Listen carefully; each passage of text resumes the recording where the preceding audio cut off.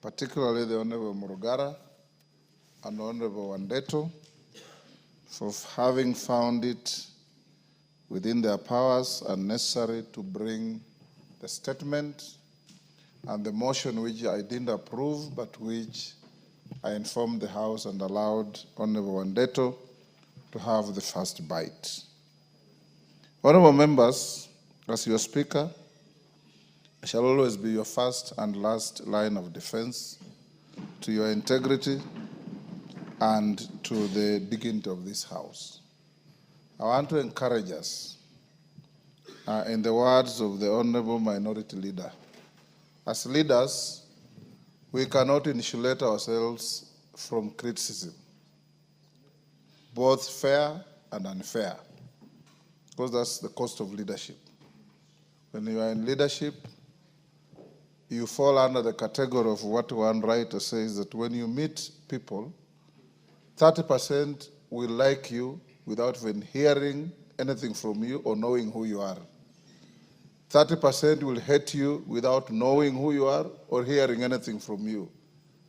It is now up to you to convince the remaining 40% to like you or to hate you. That is the paradox of life.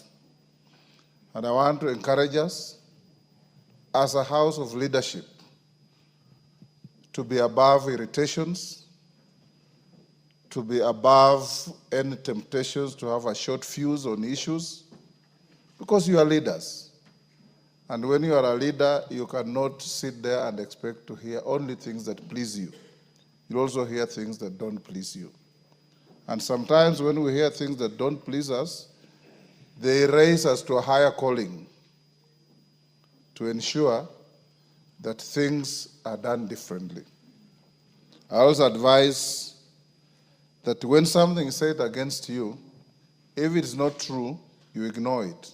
If it is true, you do something about it. Then we move on. There was a very high state of anxiety and anger. Many members called your Speaker, expressing displeasure, expressing anger, and wondering what direction we are headed. But that we have had an opportunity to speak. And to those who haven't spoken, I'm sorry, the time was not enough. We can't all speak on the same subject. And to members like the Honorable Salasia, when we have a motion like this, the Speaker gives priority to members who are regularly here. If you are not regularly in the House, you are unlikely to get the favor of the Speaker to speak simply because this is topical.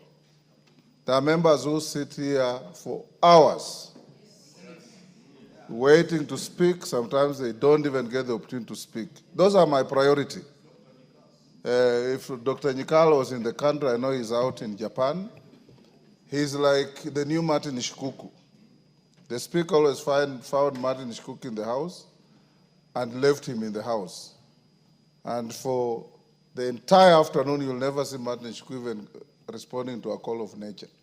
You'll just be sitting there doing the business. So I encourage you, young Salasia, spend more time here. You'll catch the Speaker's eye when matters. But if you choose to prosecute parliamentary business on TikTok, then the House will deal with matters differently. I want to say this, honorable members, as we come to a conclusion of this. I think Jeanette said it very well. Everybody has their say, you have your way under the Constitution. You hold the power of the past, you legislate. Even the next motion is going to deal with your authority over an executive order that is not in compliance with the law. That is the power you have. And that's the power the Constitution has given you. So I want to urge all of us here that our integrity must be beyond reproach. We must be like Caesar's wife, whom nobody could suspect. And I want to say, honorable members, that given what has been said, what you know, and what goes on, this House has sufficient mechanisms under the Constitution and under the law, whether it's conflict of interest law, whether it's leadership and integrity law, whether it is powers and privileges law, or the anti-money laundering, all those to handle issues that come before us. And I want to assure you that I have received some letters about members that I would have presented to the agencies on different things. Sometimes I call you, I talk to you, and you correct your ways.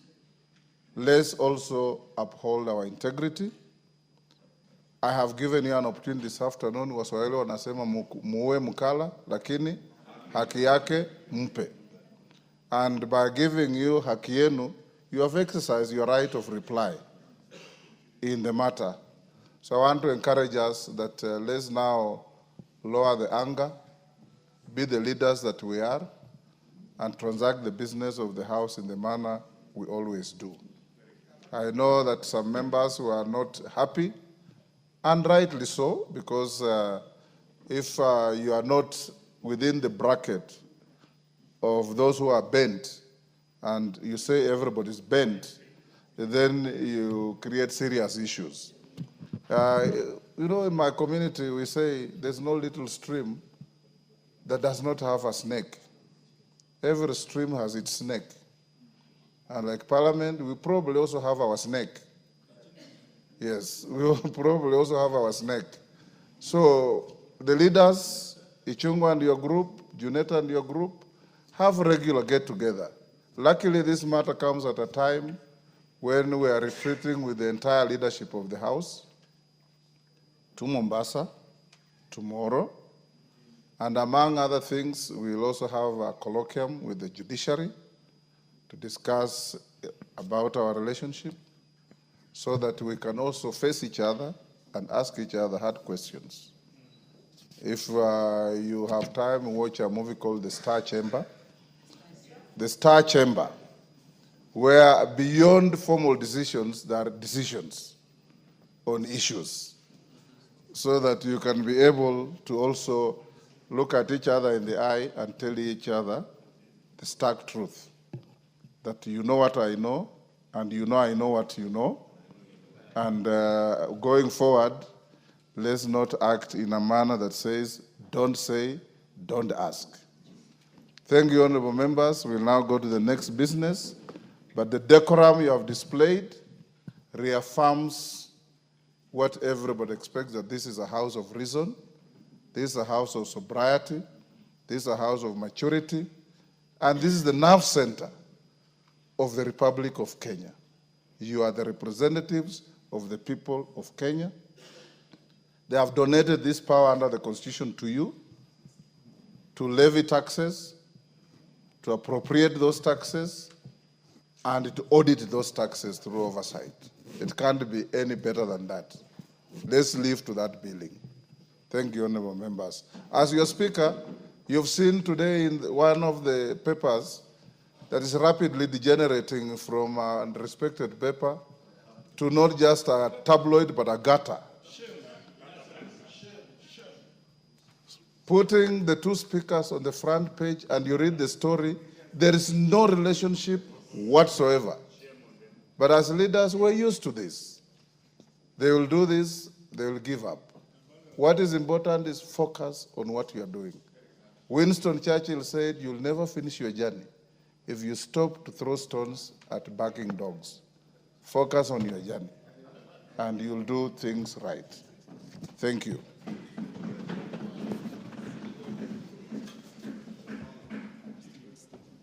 We're still on statements, and there are many. I wish those who are asking statements allowed us to go to order number 12. But I seek your consensus. Members, majority leader and minority leader approach the speaker.